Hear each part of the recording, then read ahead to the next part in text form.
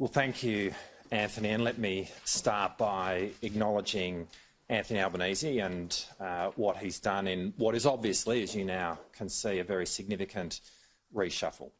He's given all of us an opportunity to take on new challenges in the run from here through to the next election. And that's a very exciting challenge for me indeed.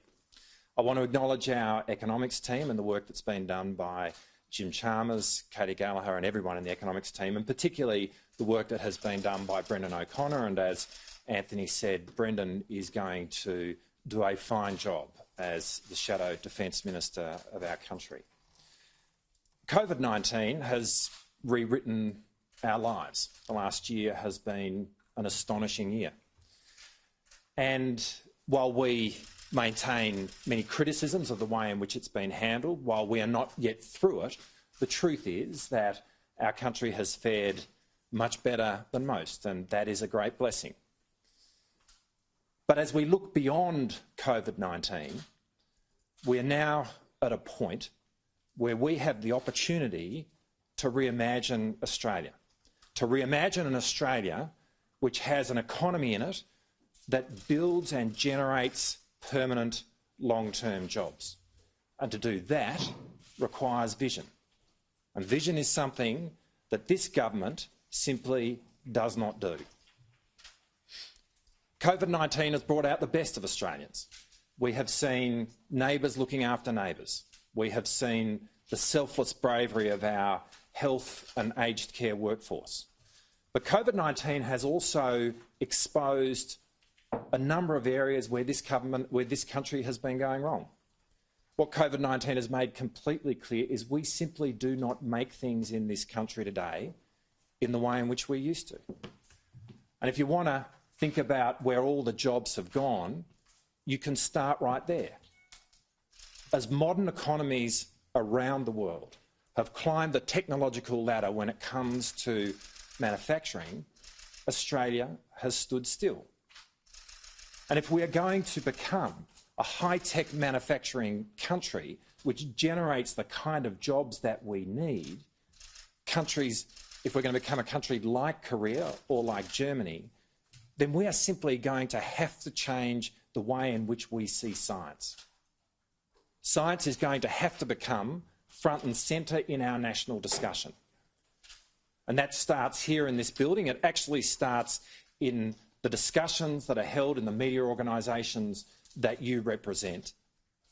It's not too much to say that the most significant piece of microeconomic reform which is facing our country today is to infuse our society and our economy with science and technology. As a nation, we have to change our cultural relationship to science. And I really look forward to being able to tell that story in the lead up to the next election. Because right now, we are amongst the worst commercialisers of public research in the OECD. If our Olympic team performed at that level, there would be a Royal Commission. And as long as that stat exists, we will not be building a modern manufacturing base in this country which generates the kind of jobs that we need. In recent months, we've seen the troubles that have played out in relation to our relationship with China cost thousands of jobs around the country. And what that demonstrates is that this is a government which is unable to manage the most important relationships that we have. There's no plan for how that's going to be fixed.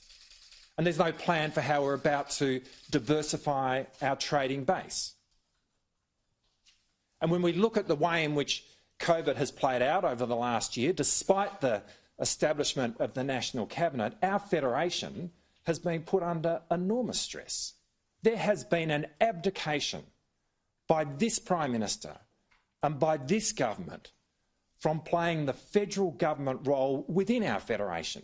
And everything we have seen in respect of our borders, every moment when we have watched this Prime Minister duck responsibility for an issue which should have principally been dealt with at a federal level, gives voice to the fact that this is a government which has not played the role that it should have in terms of the national presence within our federation. And when we look at all of these issues in terms of the reconstruction challenges that they offer us going forward, all of them come back to one place. That's jobs. Jobs in the here and now.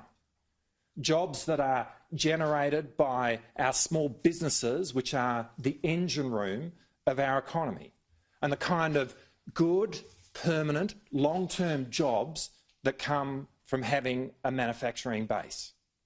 That is what we're going to be focused on. That is what's going to be central to our message each and every day in the lead up to the next election.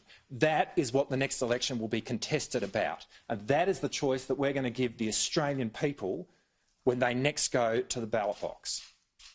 Because the vision that we offer stands in stark contrast to the wasted, neglectful decade that has been delivered to this country by this government.